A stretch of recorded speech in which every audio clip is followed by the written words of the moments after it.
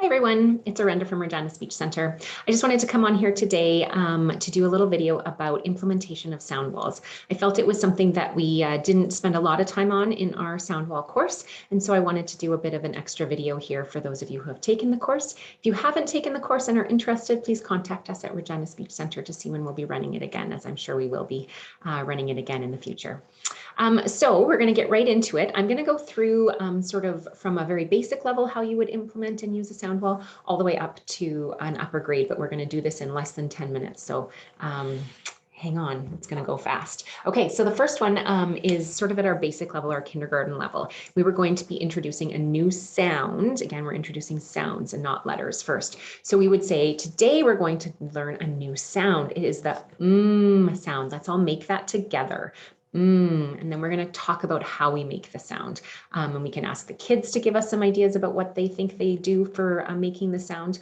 And we can also use it as teaching opportunities to talk about our voice being on, the air coming out our nose, our lips being together. Then we can bring in some phonemic awareness activities and say things like, what sound or what words do you know that have that sound in them, and see if the kids can come up with some words that have in them, like mom or milk, or maybe some of their names start with a sound or have a sound in them somewhere. So we would do that, and then we would reveal on our sound wall what it looks like. So we would take down whatever it is we have covering it, or we would place it up on our wall at that point, and we would have backwards here. We would have our face picture that shows the sound so the kids can see a visual representation. We would have our phoneme. So again, remember, our phonemes are always in those slash marks, and that represents the sound and not the letter. And then we would have the spelling, which is the letter. And in this case, it's the letter M. And then we could practice writing the letter M and all those sorts of other activities that you would do in your classroom. Okay, so that's sort of our first level basic spelling. And that would be likely around kindergarten, sometimes grade 1, that we would be doing that. All right, so our second one we're going to be doing here is with sounds that we would already have up on our sound wall. So we've already taught these sounds, and this might be because we're in grade 1 and these were taught in kindergarten, or it could be later in the year. We've already taught these, so they're revealed, but you'll see that there's a sticky note here covering up a new spelling. So we don't necessarily have to talk about how we make the sounds. We're just going to talk about the new spelling. And I'm going to show you a way that I think is a great way to do this, because the kids kind of get to discover that new spelling pattern themselves. So I have mine on a little PowerPoint here, and you certainly wouldn't need to have yours on a PowerPoint. Sorry, we're going backwards to the beginning here. But you could write them up on your whiteboard. You could have them on a piece of paper, however you want to do it. But what I would do is I would show them these words and I would read them out loud to them. So we're going to talk about what's the same in these words. Okay, so cut, can, come, cupcake, coat, cat, and so on. Then we're going to go to the next group of words. So they might, at this point, you would stop and ask them what they think is the same. Then we go on to the next set of words: cell, center, circus, city, circle, symbol, cider, and then talk about what's the same about those words. And they're probably going to tell you they start with a S sound. And then we're going to kind of look more closely at the words and discover that, hey, they're all spelled with the letter C. So this is the new spelling pattern, that we can spell a S sound with our letter C. And then we can talk about maybe what the pattern, actual spelling pattern is, which is that the soft C comes before an I, E, or Y letter, and the hard C comes before an A, O, U, or a consonant sound letter, like the R or the L. And so we can teach our whole spelling pattern, and then maybe practice some spelling words that have those that pattern in them, however you want to do that for your curriculum. So that would be sort of one grade higher, or level higher, if you will. Okay, so we're going to cover those back up and move on to our next one. So again, in this one, we've got a spelling or a sound already on our sound wall, and a spelling that we've already taught, which is the ch sound, and that CH is what we typically use for that. But what we're going to do is we're going to discover a new pattern again. And the same thing, I'm going to go back into my PowerPoint. Again, yours would not need to be on a PowerPoint. Do it however you want to do it. So if moving on, so now same thing, I would say, have these up so the kids can see how they're spelled, but also listen to me saying the words catch, pitch, watch, stretch, patch.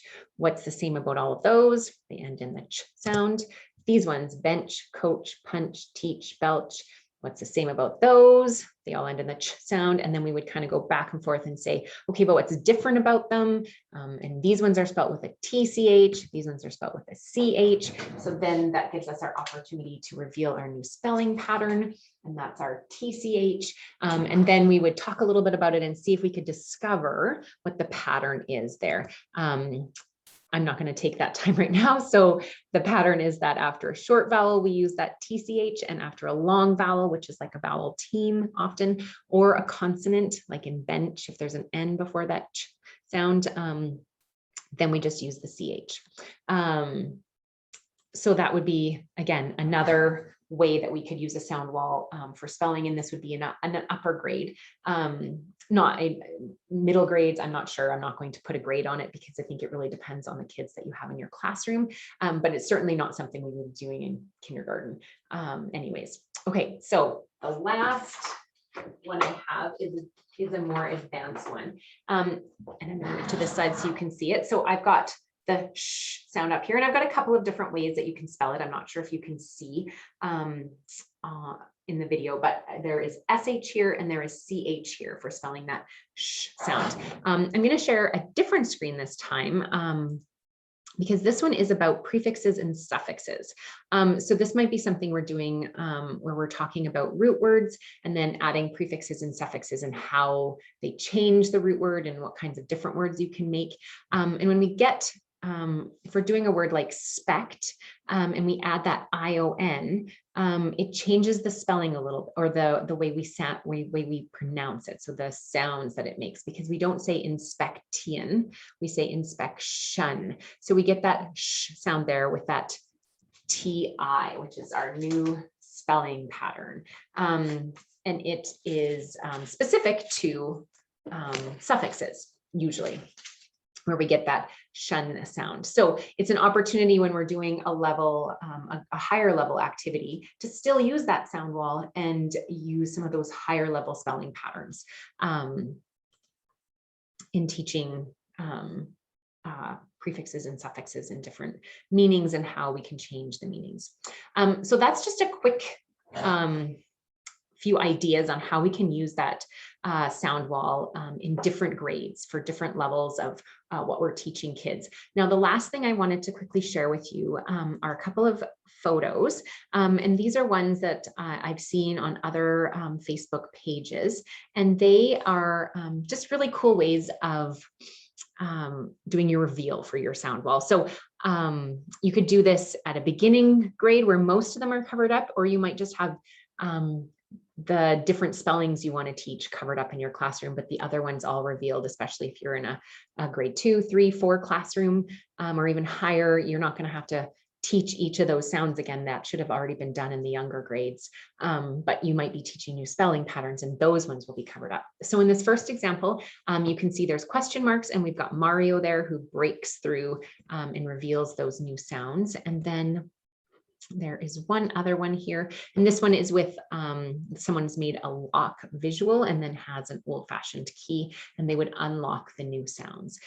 So just a couple of ideas to get those creative juices flowing on how you could do that. I mean, you certainly could just use blank pieces of paper like I did, but there's some neat ideas out there about ways that you can really get the interest of the kids and make it kind of cool and interactive on how they unlock or reveal new sounds in the sound wall. So if you have any questions, please feel free to reach out to us at Regina Speech Center. Thanks for watching. Bye-bye.